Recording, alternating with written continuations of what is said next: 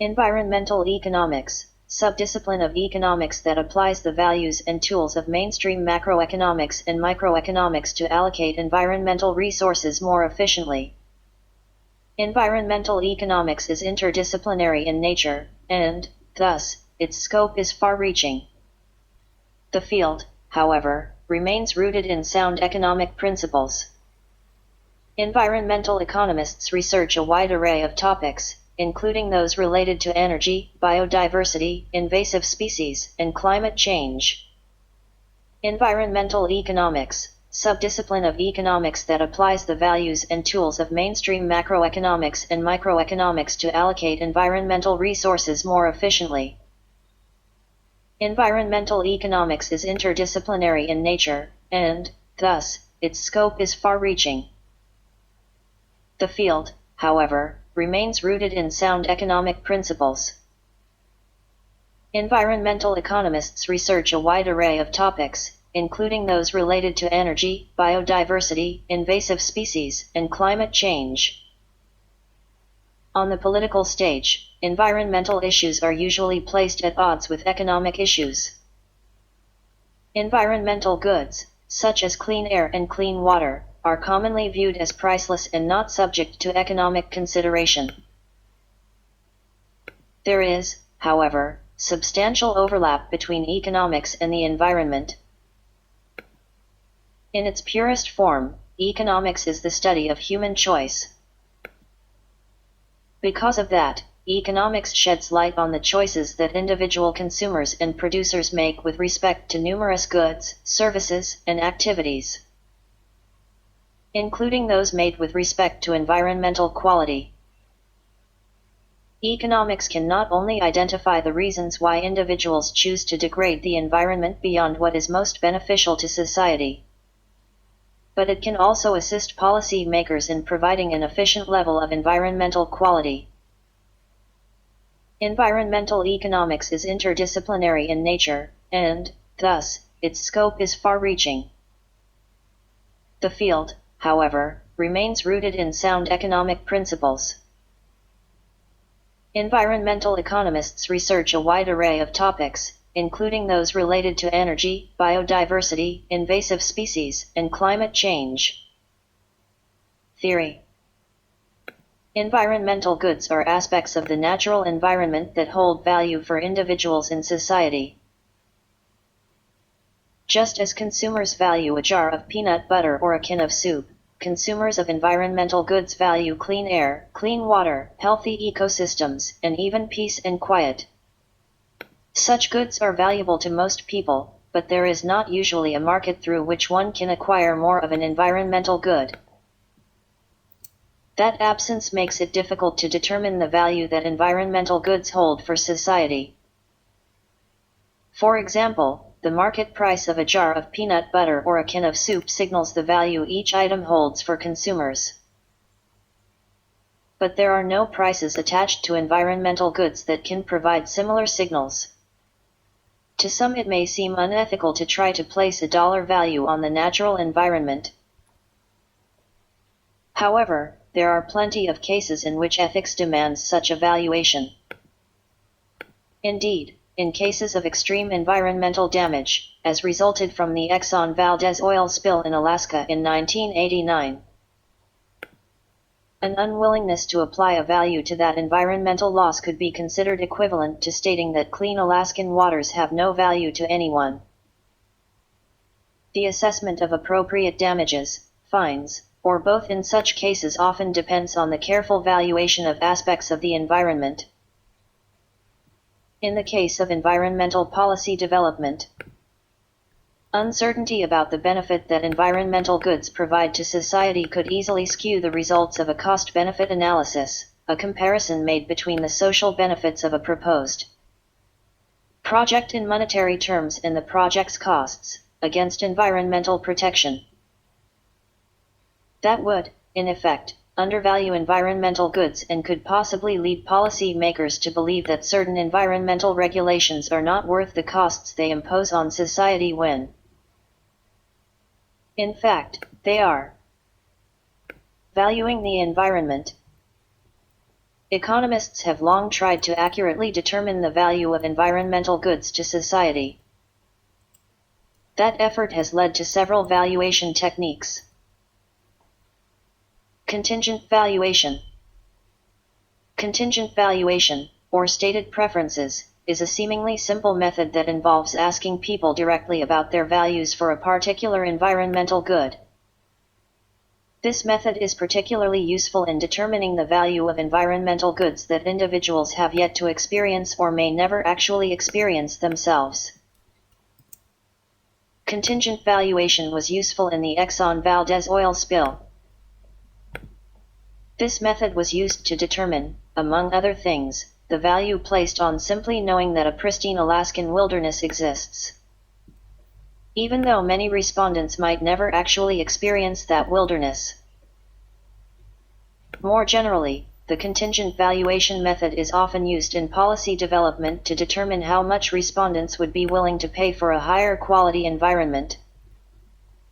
Sources of bias.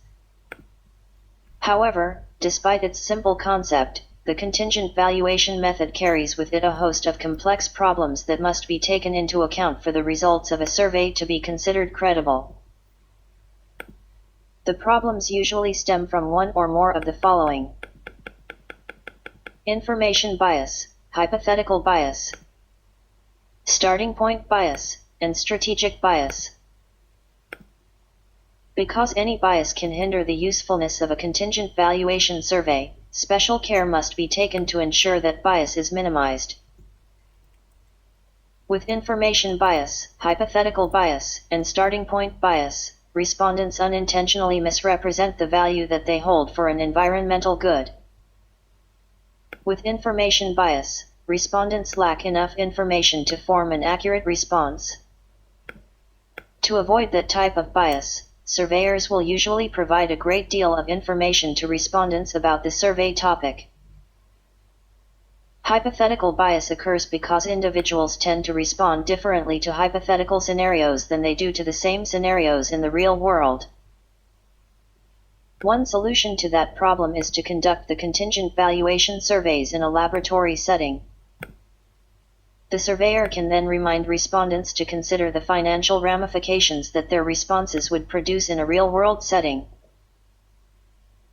The surveyor can also use experimental techniques that mimic real-world conditions. Starting point bias results when respondents are influenced by the set of available responses to the survey. Solving that problem requires significant pretesting of a survey's design. Unlike the other types of response bias mentioned above, strategic bias occurs when respondents intentionally try to manipulate the outcome of a survey. It is not always possible to eliminate intentionally biased responses. However, it is generally best to randomly survey a large number of individuals, because that will decrease the likelihood that strategic bias will undermine the results. Contingent valuation applications. Contingent valuation methods have been used to determine the amount respondents would be willing to pay for many environmental goods. For example, respondents have been asked the value they would place on increased air visibility in the White Mountains and the Grand Canyon in the United States. Contingent valuation methods also have been used to determine the value of old-growth forest preservation in the face of industrial expansion. Revealed preferences method. The revealed preferences method involves determining the value that consumers hold for an environmental good by observing their purchase of goods in the market that directly relate to environmental quality. For example, the purchase of air fresheners, noise-reducing materials, and water purification systems reveal the minimum amount individuals would be willing to pay for improved air and water quality. That revealed preferences method is called the household production approach. Economists can also use revealed preferences to determine the value of clean air and clean water through differences in home prices between pristine and polluted areas. That revealed preferences method is called the hedonic approach. The household production and hedonic approaches have the advantage of relying on actual consumer choices to infer the value society holds for a particular environmental good, rather than relying on hypothetical scenarios. Valuation techniques are useful not only in cost-benefit analyses or in cases of extreme environmental damage but also in the subtler cases of environmental degradation that occur as a result of market failure. However, there are some environmental goods for which it can be nearly impossible to identify values through market interactions.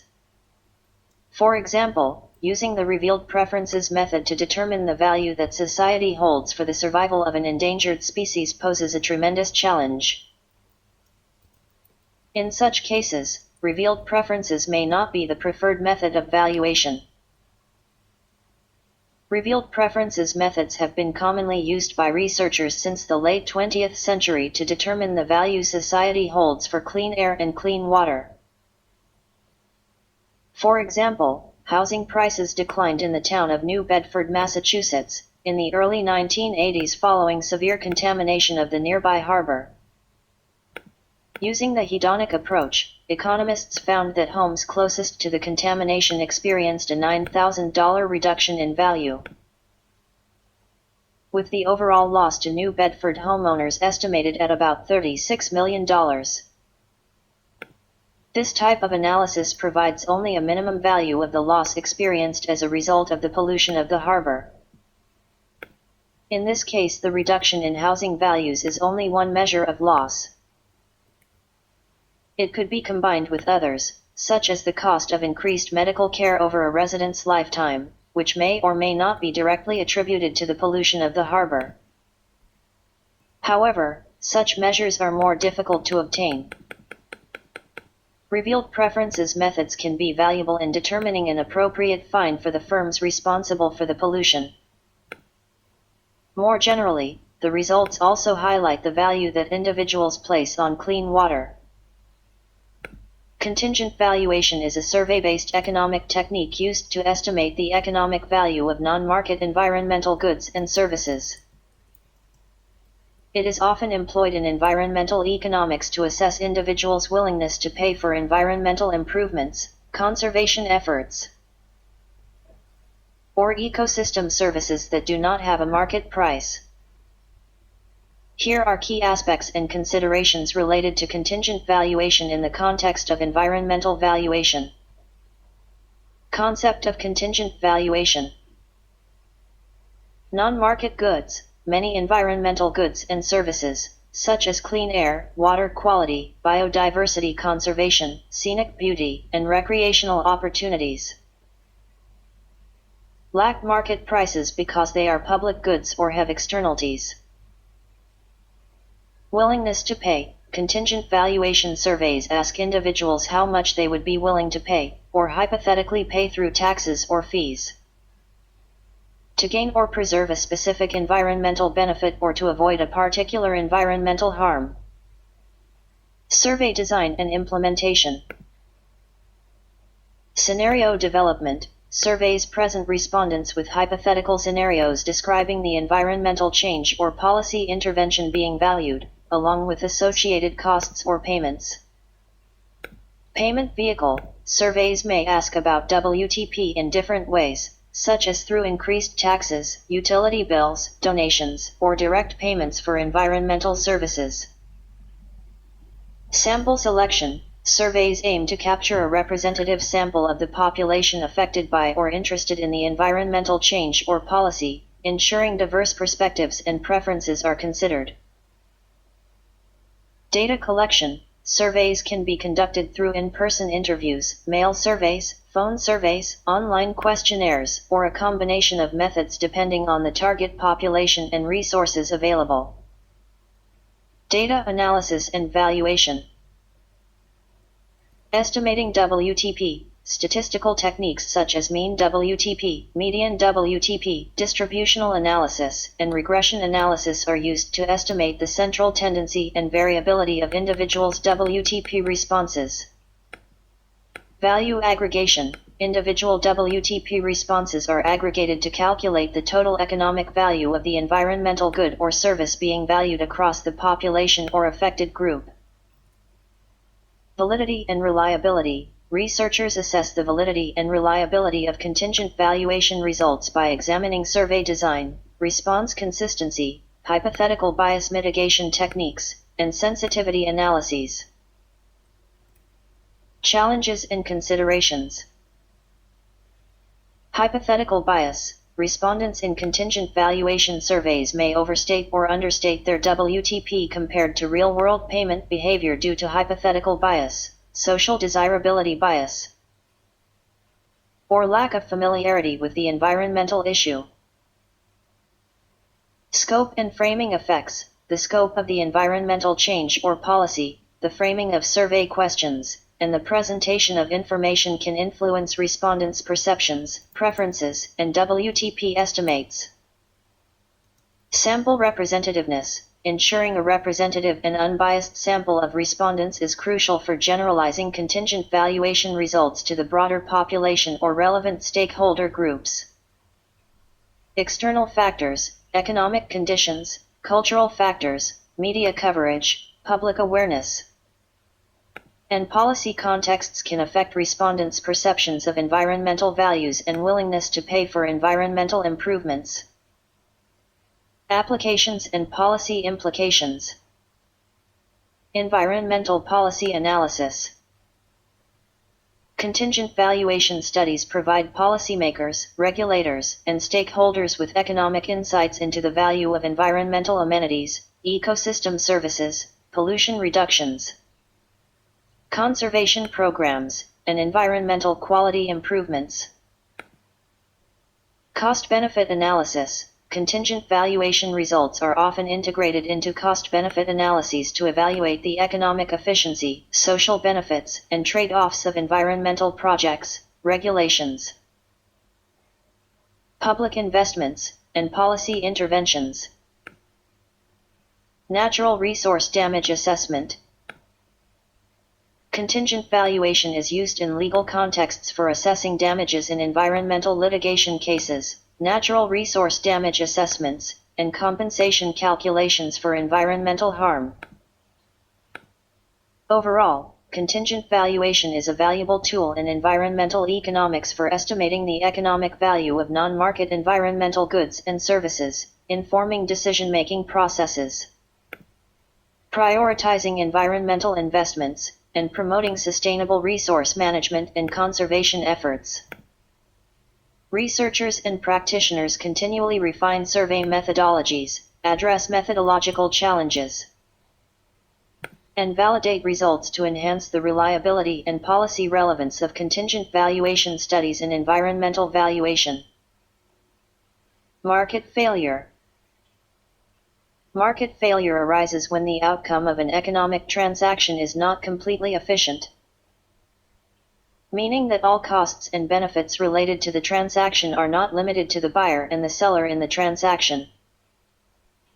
Individual consumers will often purchase goods with an environmental component to make up for their inability to directly purchase environmental goods, thus revealing the value they hold for certain aspects of environmental quality. For example, someone may buy a cabin on a lake in order to enjoy not only the home itself but also the lake's pristine environment. If the individual could exclusively capture the environmental benefits that result from owning the cabin, the demand for cabins would reflect the full value of both the home and the environmental goods it provides, and the market for cabins would be efficient. Unfortunately, in the case of environmental goods, markets often fail to produce an efficient result, because it is rare that any one individual can incur the full benefit, as well as the cost, of a particular level of environmental quality. That is because environmental goods commonly suffer from the presence of externalities or a lack of property rights. There are two types of externalities, negative and positive. Negative externalities exist when individuals bear a portion of the cost associated with a good's production without having any influence over the related production decisions. For example, parents may have to pay higher healthcare costs related to pollution-induced asthma among their children because of increased industrial activity in their neighborhood.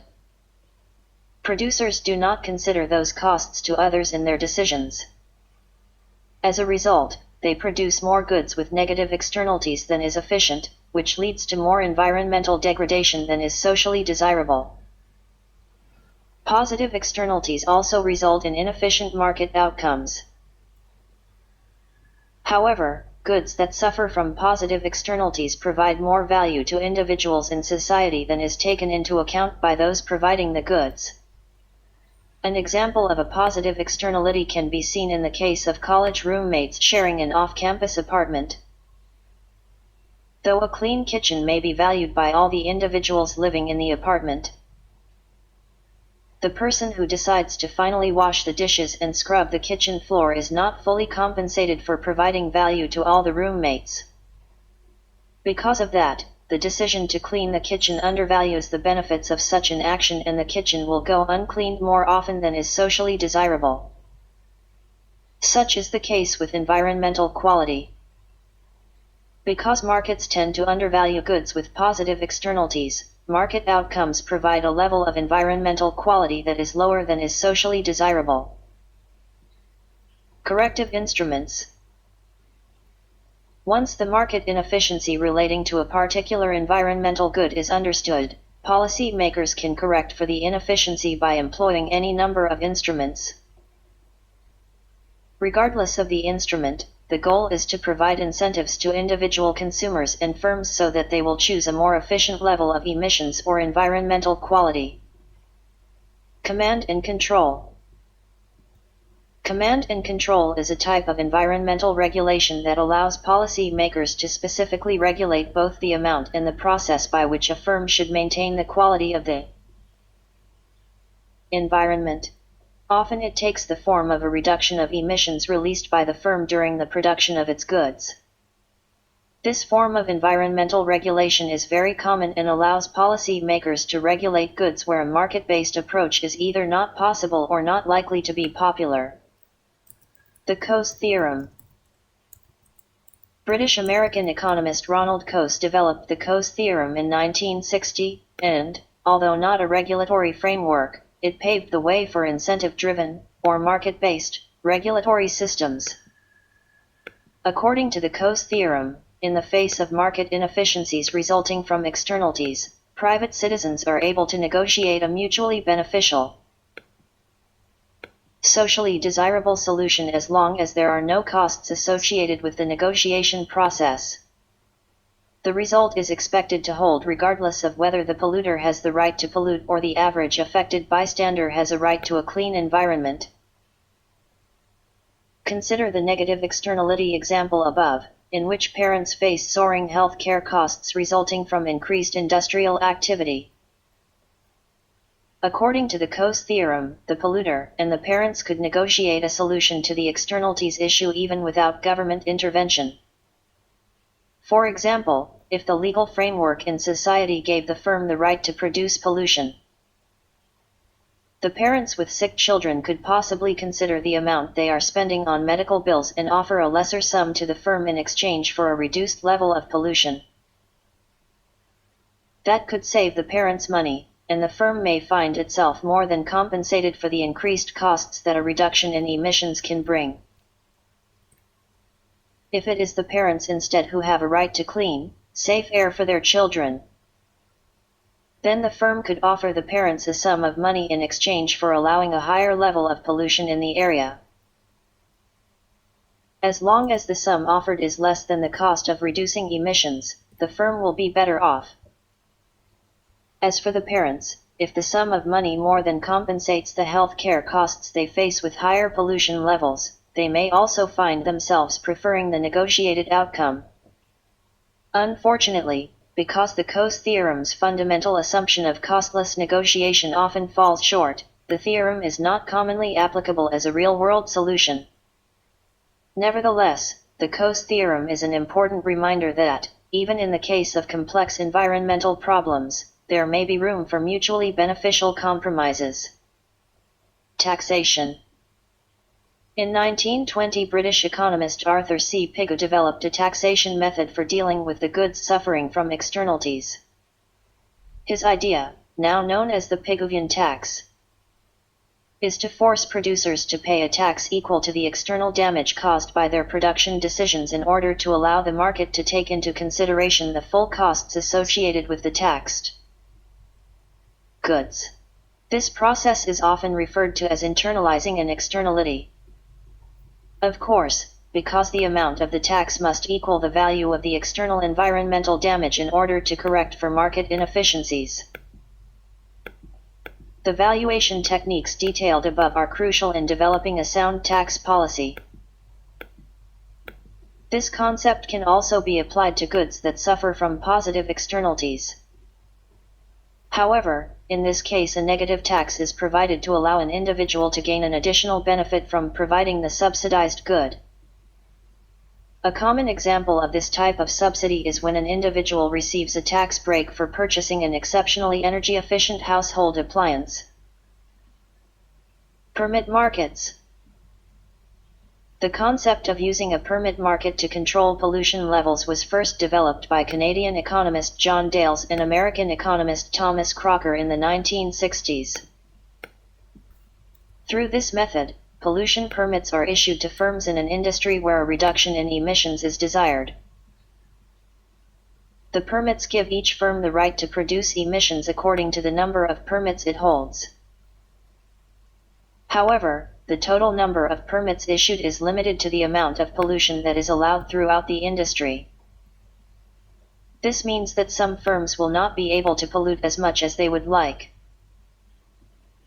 and they will be forced to either reduce emissions or purchase permits from another firm in the industry. Those firms that can reduce their emissions for the lowest possible cost benefit from this type of regulation. Firms that emit less can sell their permits for an amount greater than or equal to the cost of their own emissions reduction, resulting in profits in the permit market. However, even firms for which it is very costly to reduce pollution experience a cost savings through permit markets. Because they can purchase pollution permits at a price that is less than or equal to the taxes or other penalties that they would face if they were required to reduce emissions. Ultimately, permit markets make it less costly for an industry to comply with environmental regulations and, with the prospect of profits in the permit market. This type of regulation provides an incentive for firms to find cheaper pollution-reducing technologies. Environmentalists have called for the creation of local, regional, and international permit markets to address the problem of carbon emissions coming from industrial facilities and electrical utilities, many of which burn coal to generate electricity.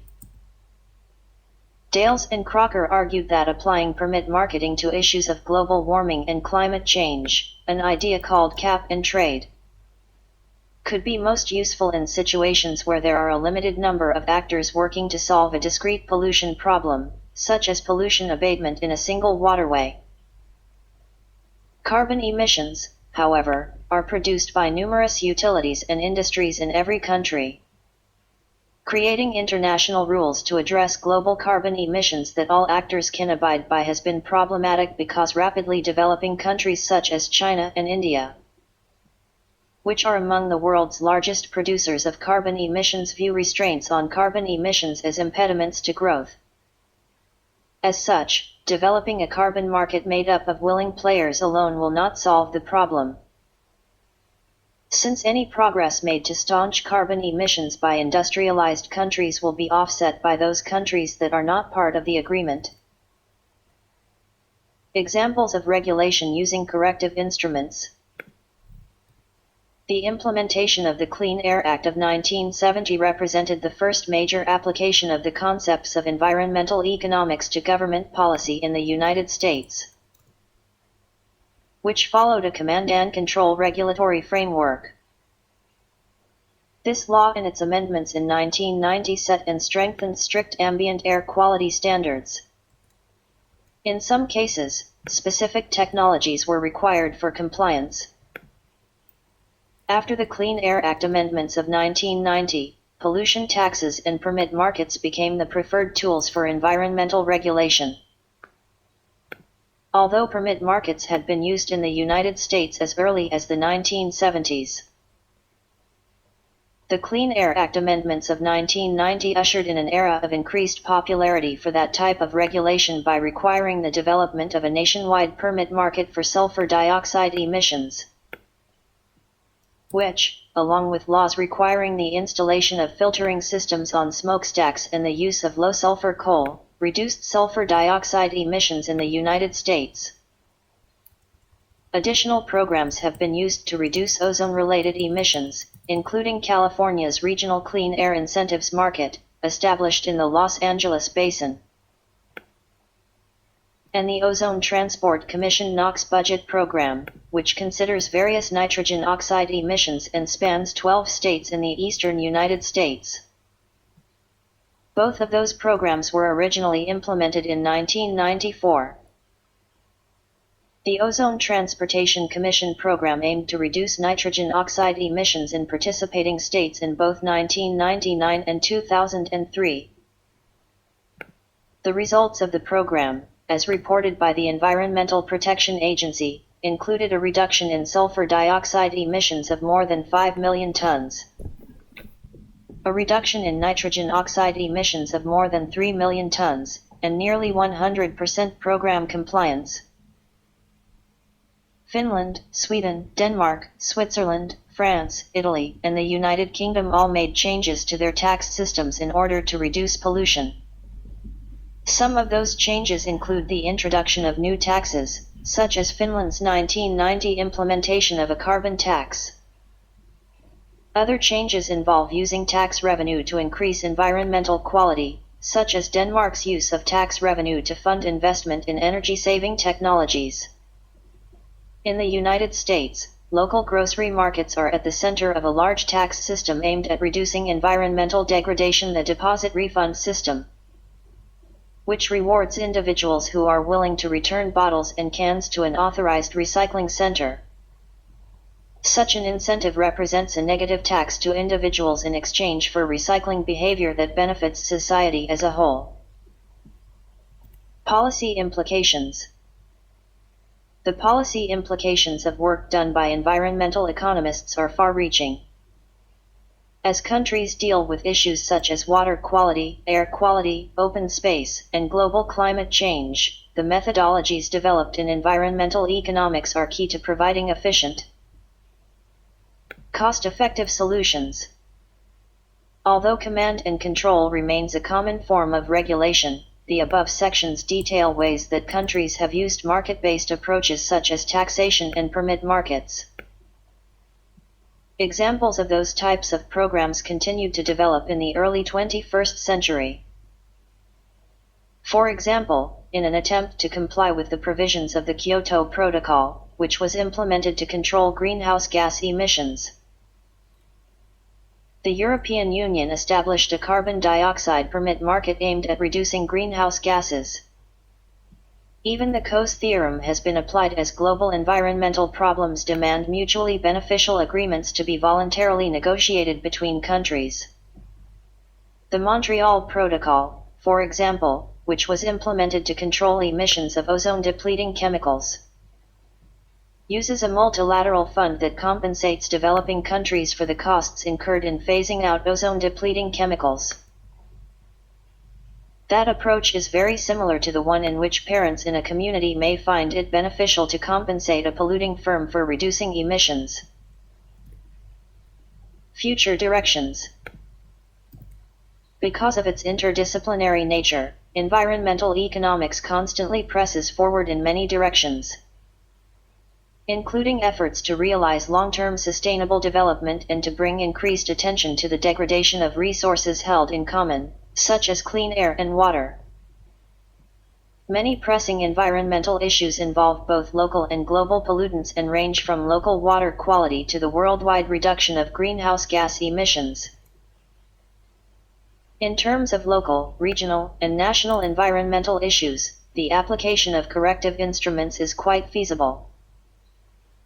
However, evaluating the value of regulated environmental goods, as well as the proposed regulatory instruments, remains the topic of ongoing research. One such topic involves the achievement of sustainable development, an approach to economic planning that attempts to foster economic growth while preserving the quality of the environment for future generations. That goal has proven to be difficult to realize over the long term, since long-term sustainability analyses depend on the particular resources being examined. The perpetuation of some environmental goods may lead to the gradual extinction of others. For example, a forest that will provide a sustained yield of timber in perpetuity may not support native bird populations. And a mineral deposit that will eventually be exhausted may nevertheless support more or less sustainable communities. Global issues have proved to be much more complex because of the number of actors involved and the speculative nature of emerging economic information. In terms of global issues, such as global warming, there was still much work to be done at the beginning of the 21st century regarding the economic impact of changes to Earth's climate. In addition, solutions relying on government enforcement are less possible when it comes to global climate change. Because emitters range from private citizens to large multinational corporations to some of the most populous countries, all of whom rely on carbon-emitting fossil fuels to power their economic success. One solution, emphasizing voluntary compliance, arose in the wake of the Kyoto Protocol. Several regional agreements were formed to reduce greenhouse emissions. One such agreement, known as the Western Climate Initiative, was developed in February 2007. A voluntary agreement between 7 U.S. states and 4 Canadian provinces, it strives to reduce greenhouse gas emissions by 15% by the year 2020. In addition, countries have long suffered from the production decisions of their neighbors. During the second half of the 20th century, several lakes in eastern Canada became more acidic from acid precipitation resulting from sulfur dioxide emissions produced by American industry. In developing countries, one of the largest ongoing issues involves the availability of clean water in the border regions. Air quality can decline during the development of seasonal atmospheric brown clouds that travel over several counties. Economic solutions to those problems will remain the focus of ongoing research. Market failure, failure of a market to deliver an optimal result. In particular, the economic theory of market failure seeks to account for inefficient outcomes in markets that otherwise conform to the assumptions about markets held by neoclassical economics, i.e., markets that feature perfect competition, symmetrical information, and completeness. When failure happens, less welfare is created than could be created given the available resources. The social task then becomes to correct the failure. The theory of market failure is at the heart of several economic analyses that support government action in markets for goods and services or that justify outright government production. Many social welfare programs find their theoretical justification in market failure or in other violations of the standard market assumptions. Criticism of the market failure notion and of using government to remedy market failure's effects has been articulated in the public choice school of economics. Public choice scholarship has had great impact on contemporary reforms of the public sector, replacing the Keynesian economics logics that drove much public service expansion. Such critiques have led to reforms seeking to replace governments with markets to challenge or remedy market failure. The theory. The descriptions of market failure were developed in the middle of the 20th century as part of a larger school of Keynesian welfare and macroeconomics. Important contributors included Arthur C. Pigou, Francis Bader, William Baumol, and Paul A. Samuelson. Those theorists were concerned with the correspondence between free market outcomes and social welfare optimization.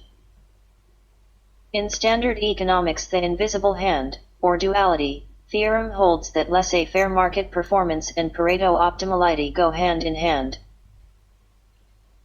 When consumers and producers respond to price signals, they make their own decisions about whether to buy or sell and how to produce the good. The aggregate of those choices is the same as the Pareto optimal, or socially optimal, distribution. Pareto optimality, which takes its name from Italian economist Vilfredo Pareto, is attained when it is impossible to find an alternative that would make one actor better off while keeping all others as well off as before. Welfare economists were concerned with conditions under which that correspondence failed and sought to describe such conditions. The interest in exceptions to the invisible hand theorem led to the study of violations of the standard market assumptions. Those assumptions include perfect competition, perfect information, complete markets, and the absence of market failures. Markets fail under any of three conditions: production has increasing economies of scale, goods in the market are public, or production or consumption has externalities. Increasing economies of scale. When producing one more of a good leads to a lower average cost of producing each good, production of the good has increasing economies of scale.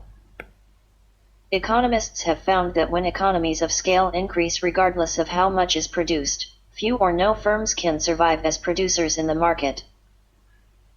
The standard concern with increasing economies of scale is that market forces will lead to monopoly production.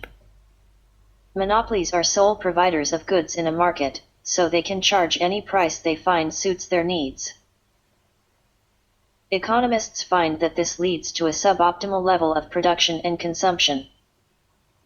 In addition, increasing economies of scale may push all producers out of a market if none can charge enough to cover costs.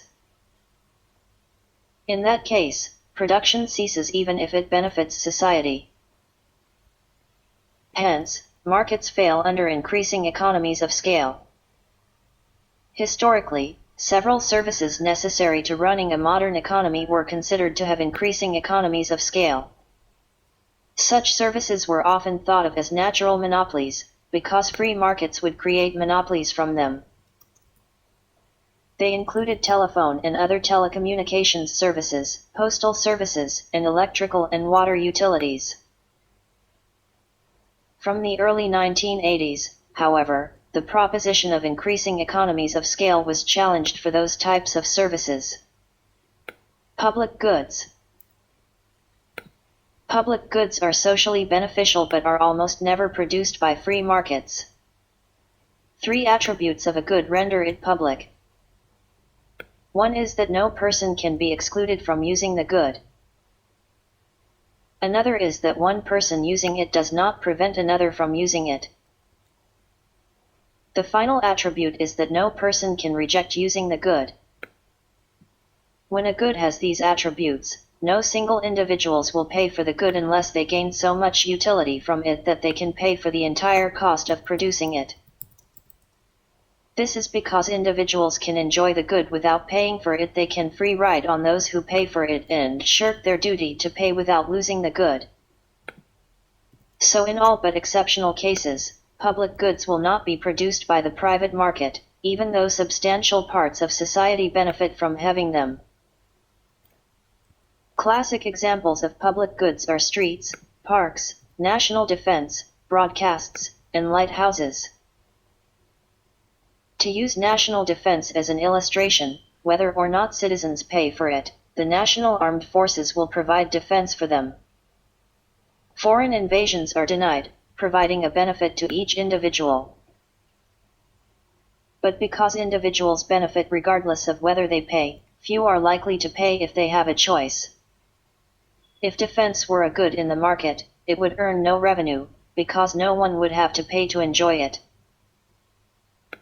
But providing defense is costly, so no producers would undertake the task, because they could not make money doing so. The market would then fail. There would be no national defense, even though such defense is arguably socially optimal because it deters armed invasion. Externalities. When goods are produced, they may create consequences that no one pays for.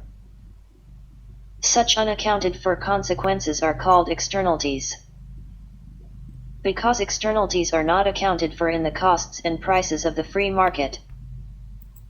Market agents will receive the wrong signals and allocate resources toward bad externalities and away from good externalities. Good externalities are consequences that benefit society. However, because those benefits are not accounted for in the price of the good, the price is higher than it should be, and too little of the good is consumed and produced.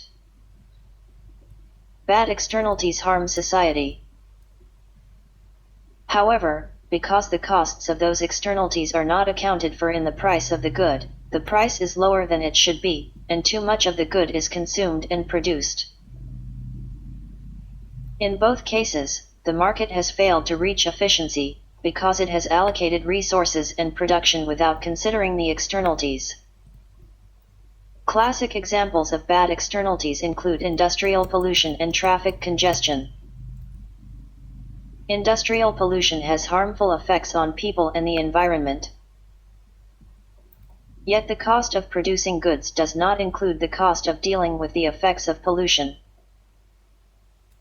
This means that, in the free market, producers are responding to costs that are too low, and consumers are facing prices that are too low. More goods are produced and sold in the free market than should be, given the negative social effects of pollution. An example of good externalities is private home renovation. Renovation has a beneficial effect beyond the renovated home, because it increases property values in the neighborhood. But such benefits are not included in the homeowner's calculations in a free market, because their neighbors do not pay them to renovate. As a result, fewer homeowners renovate in the free market than the beneficial social effects would justify. Historical remedies for market failure. In practice, the discovery of market failure helped arguments for sustaining government production, expanding social welfare programs, and market regulatory action in the 1960s and 70s. If the goal is to achieve social efficiency and if markets cannot provide it alone, the next step is to find a supplement to help the market or even to replace it as the means of distributing resources. The common thread in many polities was to remedy market failure with government-based initiatives. Government has significant capacities that have been applied to counter market failure. Public goods can be produced by the government for the benefit of all citizens. Government can impose and collect taxes to pay for the goods so that no free riders or duty shirkaters can sustain their behavior. The government can impose costs for negative externalities through taxes or fees on individual producers and consumers and encourage positive externalities through tax breaks or subsidies for the market agents.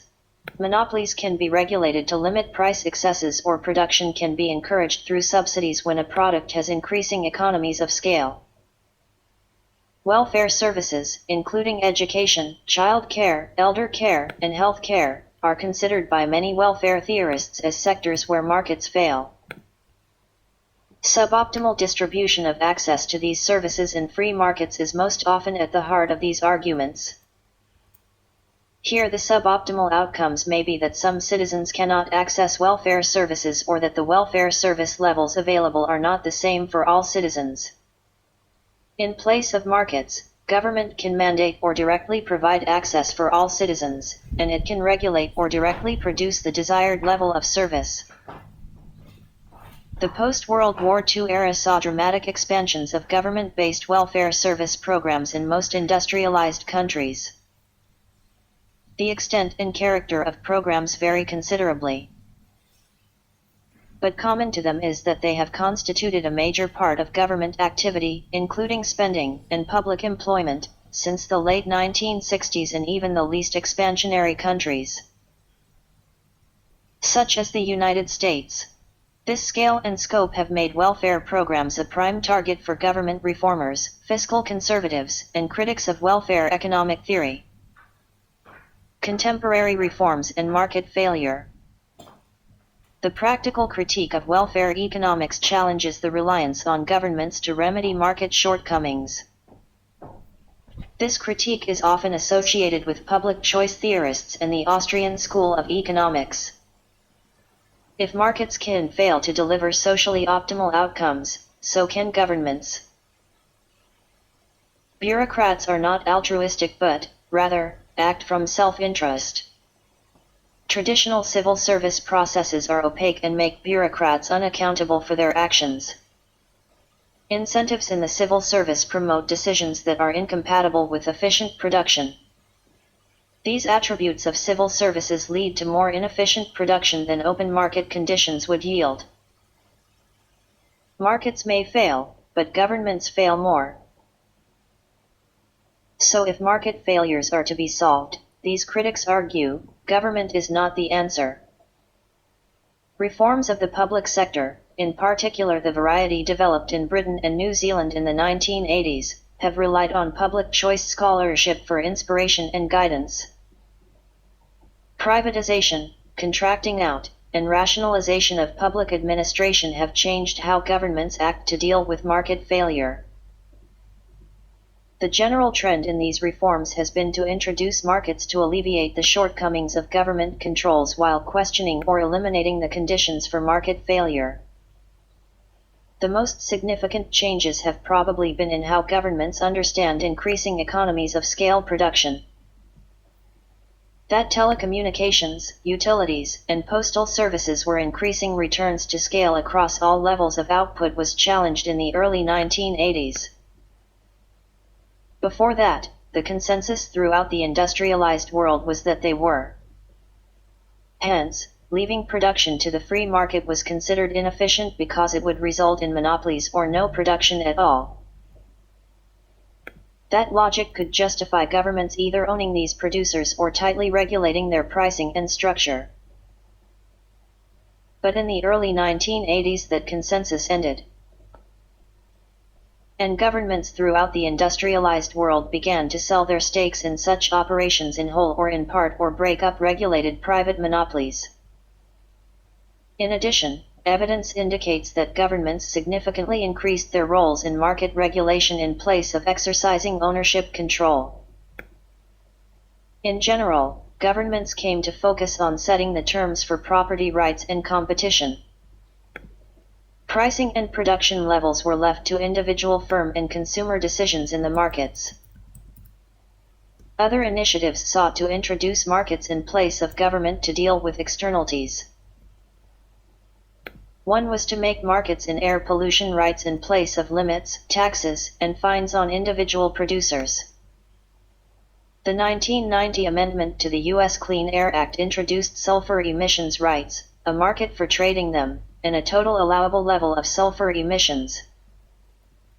The amendment set limits on the total allowable levels of sulfur in the air. It distributed tradable discharge permits for sulfur among existing polluters. The Act also implemented the allowance trading system, which lets polluters sell or buy pollution rights from one another. In the period up to 2000, the U.S. government gradually decreased the total allowable level of sulfur emissions but left the negotiation and distribution of the impact to market decisions by polluters. That reform attempted to transform sulfur pollution from an externality to a part of the cost structure of individual sulfur emitters. Finally, goods traditionally considered public have been reconsidered. A prominent example is inner-city road pricing in London, England.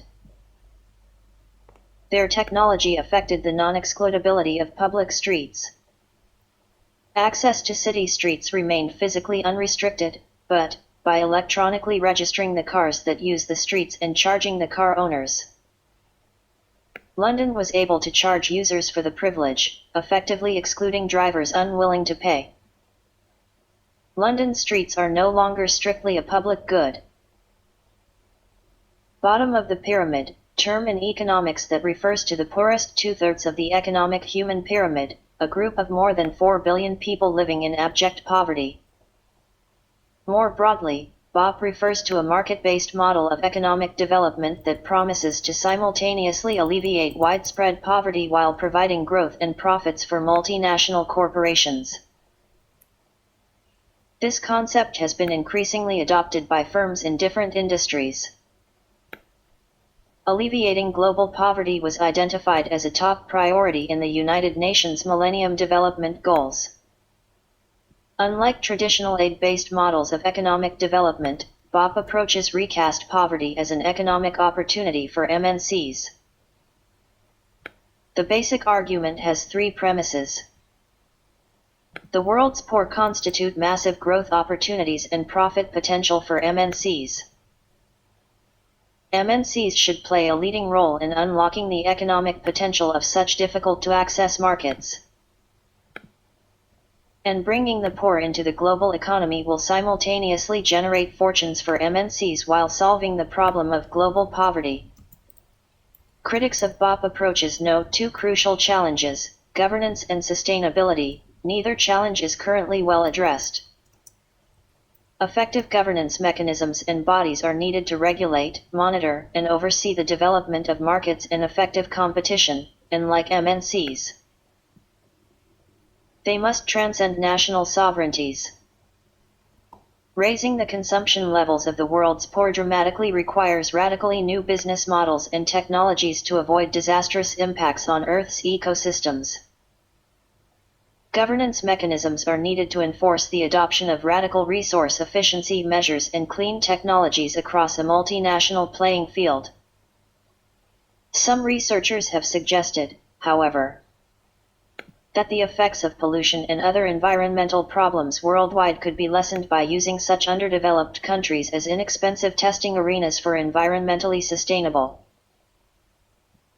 technologies. 4 billion poor people constitute a staggering market opportunity, but without buying power and transaction capacity, credit, infrastructure, distribution systems, and other institutional frameworks, the poor are locked into poverty.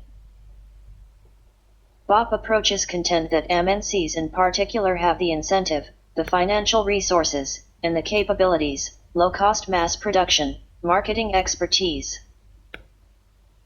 international experience, to produce and distribute appropriate affordable products at high volumes and razor-thin profit margins.